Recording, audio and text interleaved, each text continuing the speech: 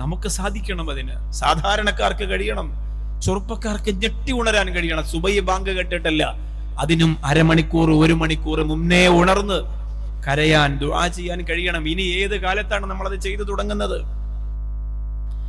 ഏത് കാലത്താണ് നമ്മൾ ഇനി അത് ചെയ്യാൻ തുടങ്ങുന്നത്? ആവേശത്തോടെ നമ്മൾ അതിനു വേണ്ടി ഒരുങ്ങണം.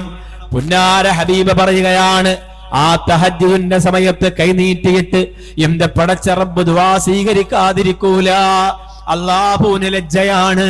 സുബഹിക്ക് മുമ്പുള്ള സമയത്ത് ഒരാൾ കൈനീട്ടിയിട്ട് അല്ലാ, എന്റെ പൊന്നുമോൻ, എന്റെ ഭർത്താവ്, എന്റെ ഭാര്യ, എന്റെ മക്കള്, എന്റെ സ്ഥാപനം, എന്റെ ദറസ്, എന്റെ പ്രഭാഷണം, എന്റെ മുതഅല്ലിമീങ്ങള്, എന്റെ ഹിഫ്ള് എന്ന് പറഞ്ഞ് ഓരോ സംരംഭങ്ങളെ കുറിച്ച്, എന്റെ വിദേശ രാജ്യത്തെ ബിസിനസ്സുകള്, എന്റെ നാട്ടിലെ സംരംഭങ്ങള്, ഓരോന്ന് എണ്ണി പടച്ചവനോട് പറഞ്ഞാൽ യസ്തഹീ, അത് സ്വീകരിക്കാതിരിക്കാൻ എന്റെ പടച്ചവന് ലജ്ജയാണെന്ന് ആരംഭപ്പുവായ നബി മുഹമ്മദ് മുസ്തഫ സല്ലല്ലാഹു അലൈഹി വസല്ലമ തങ്ങൾ പറയുകയാണ്. നമുക്ക് സുബഹിക്ക് പോലും ബോധമില്ലാതെയാണ് നമ്മൾ നിൽക്കുന്നത്. അലസമായിട്ട് നിസ്കരിച്ചു തീർക്കുന്ന നിസ്കാരങ്ങൾ നമുക്ക് ഭാരമാണ്. ഖുതുബുസ്സമാന്റെ മുമ്പിൽ ഇരുന്നു കൊണ്ട് ഇത് പറയുമ്പോ എന്റെ പ്രിയപ്പെട്ടവരെ, നിങ്ങൾ നെഞ്ചു തുറന്നു കേൾക്കണം.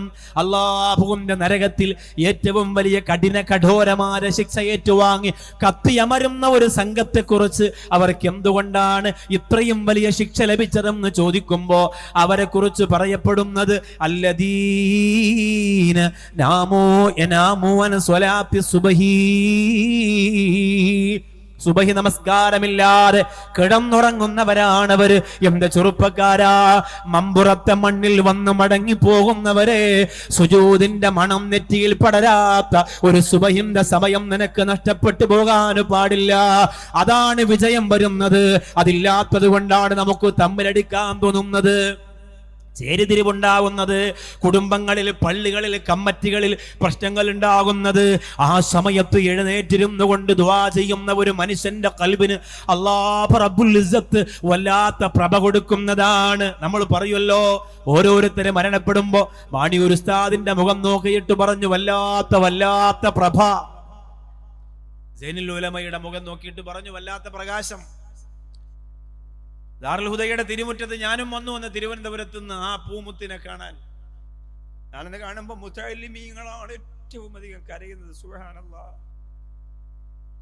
ഒരു കണ്ണ് ദാറുൽ ഹുദയുടെ മുറ്റത്ത് നിന്ന് സൈനുൽ ഉലമയെ കണ്ട് നവറല്ലാഹു മർക്കദു മാറി നിൽക്കുമ്പോ എന്റെ കൂടെ നിൽക്കുന്ന ഇവിടുത്തെ മുതഅല്ലിമീങ്ങൾ ഉണ്ടല്ലോ, ചങ്ക് പറഞ്ഞു പോകുന്ന വേദനയിൽ കരയാണ്.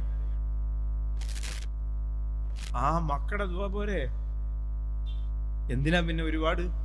സുബ്ഹാന റബ്ബി. ആരോ ഒരു ഫോട്ടോ, അത് അവർക്ക് പൊരുത്തണ്ടാവൂല, എന്നാലും കുഞ്ഞുമക്കൾ ആരോ പകർത്തിയതാവാം.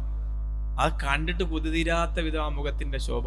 പക്ഷെ ഇപ്പൊ ഈ മാണിയൂർ ഉസ്താദിന്റെ ആ മയ്യത്ത് കൊണ്ടുവരികയും ഒക്കെ ചെയ്യുന്ന സമയത്ത് വന്ന ഫോട്ടോ കണ്ടിട്ട് എനിക്ക് വല്ലാത്ത സങ്കടം തോന്നിപ്പോയി. നമ്മൾ ഈ മൊബൈൽ എന്ന് പറയുന്ന ഈ സാധനം ചില സമയത്ത് നമുക്ക് വലിയ അപകടം ചെയ്യുന്നുണ്ട്. നമ്മൾ വളരെ ശ്രദ്ധിക്കണം. മഹാന്മാരൊക്കെ മരിക്കുമ്പോൾ അവരുടെ മുഖം ഇപ്പൊ ലോകം കാണട്ടെ എന്ന് പറഞ്ഞ് നിങ്ങൾ ഫോട്ടോ ഒന്നും എടുക്കാനൊന്നും പോകേണ്ട കാര്യമൊന്നുമില്ല. മാണിയൂർ ഉസ്താദിന്റെ മയ്യത്ത് കൊണ്ടുവരുന്നത് അത് തന്നെ അങ്ങോട്ട് എല്ലാവരും ചേർന്ന് തിരക്ക് കൂടുമ്പോൾ അതിങ്ങനെ കുലുങ്ങുന്നുണ്ട്, അങ്ങനെ ആടുന്നുണ്ട്. ആ മുഖത്തെ തുണിയൊക്കെ മാറ്റുമ്പോൾ കണ്ടിട്ട് എനിക്ക് സഹിക്കാൻ പറ്റിയ സങ്കടം വന്നുപോയി സത്യം പറഞ്ഞാൽ. അതിന്റെ ഇടയിലൊരു വീഡിയോ, അതങ്ങനെ ഉസ്താദ് അങ്ങനെ ഇരിക്കണം, ഉസ്താദിന്റെ മുഖം കാണിക്കാനെടുത്ത വീഡിയോ ആയിരിക്കാം. പക്ഷെ കണ്ടപ്പോൾ എനിക്ക് വലിയ സങ്കടം തോന്നി. പല ഗ്രൂപ്പിലും വന്നപ്പോൾ ഞാനുള്ള ഗ്രൂപ്പിലൊക്കെ കയറി ഞാൻ പറഞ്ഞു, നിങ്ങൾ ഡിലീറ്റ് ചെയ്യണം.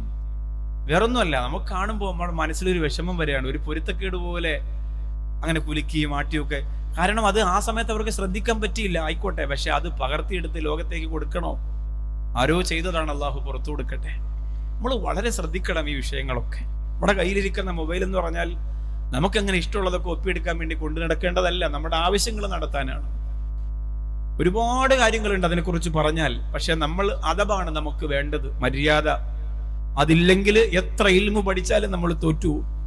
അത് നമുക്ക് നിർബന്ധമാണ് എല്ലാ വിഷയത്തിലും, മഖാമില്, പള്ളിയില്, മയ്യത്തിന്റെ ചാരത്ത്, ദറസില്, മജ്ലിസിലൊക്കെ.